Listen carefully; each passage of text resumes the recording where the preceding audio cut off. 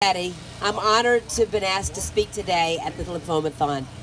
I'll never forget the first time I took part as a survivor at the Lymphomathanon, feeling the connection that we all have and sensing the spirit of those who are no longer with us. Lymphomathanon is astonishing. It stands tall and reminds us this insidious disease is indiscriminate, going after young and old, men and women, rich and poor. Lymphoma is strong and greedy, ripping our loved ones from us, but it also reminds us that we are stronger. Scientists, doctors, patients, caregivers, we're fighting back. And one day we will win the war. Until then, we stand here on the battleground. It's important we remind people that cancer isn't only pink. Thank you for your hard work, dedication, and donations, because together we will win. I was diagnosed with lymphoma in September of 2012. It came as a complete shock because, after all, this cancer doesn't happen to me. I had taken a fall on my back in Italy the prior summer, so when my back continued to hurt and my legs began to weaken, I did what any normal person would do. I went to a back specialist. He ordered a CAT scan to figure it out. Pinched nerve, slipped disc. After the CAT scan, the doctor entered the office and sat down at his computer. He pulled up an image. He said, "Come closer. I want to show you something." As he said this, he enlarged the image on the screen. "What? No. Is it something bad?" "It's something of concern," he replied. I will never forget those words, of concern. I recall him saying something about lymph nodes, which set me off. I'd never heard of lymphoma. Then the image of the spinal tumor was enlarged. My mind instantly diagnosed myself with incurable cancer. Suddenly I was faced with all of us try to push out of our minds. My mortality. If this was your wife, what would you be thinking? I'd be concerned. How concerned?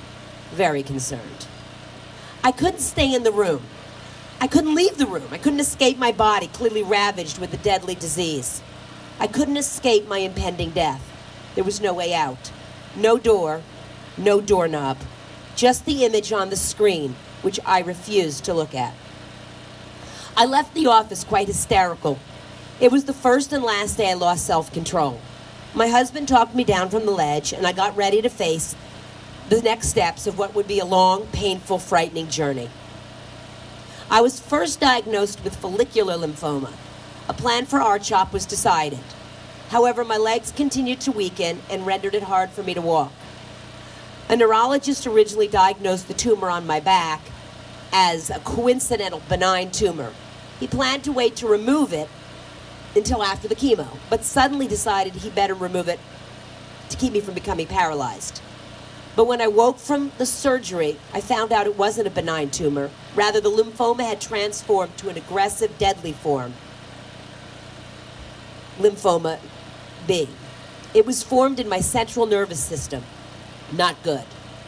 My young, innovative doctor at Fox Chase suggested I get an Ommaya port placed in my head so the chemo can be inserted directly into my CNS. Right before it was put in, I remembered when I was young how my mother would often jokingly say, when my sister or I wanted something stupid or trivial, she would say, "You need that like you need a hole in the head."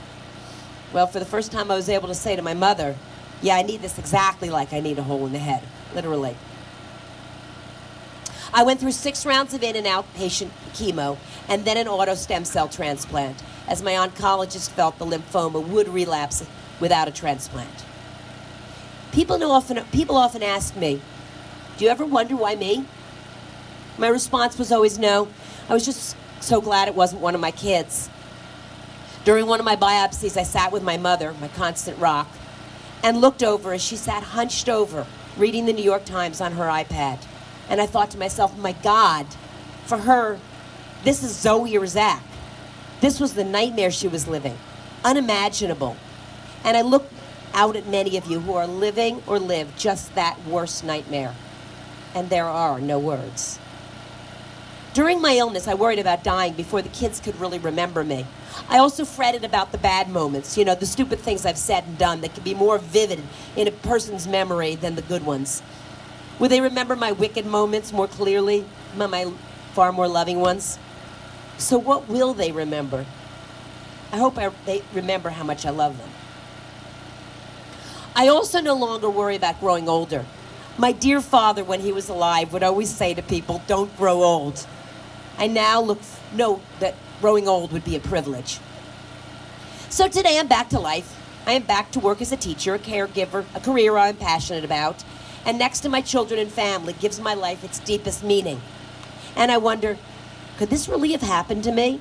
Was I so sick that I couldn't sit up? I had no eyelashes, no eyebrows, no hair, no energy. Now I'm back to normal. Or should I say a new normal?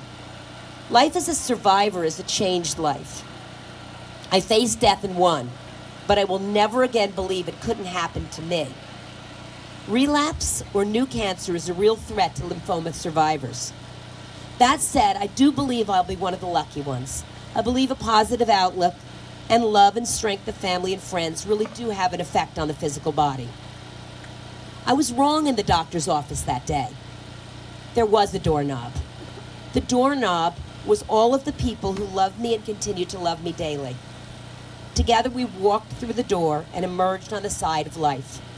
And I intend to live my life to the fullest every precious day I'm given with the people who walked through it with me.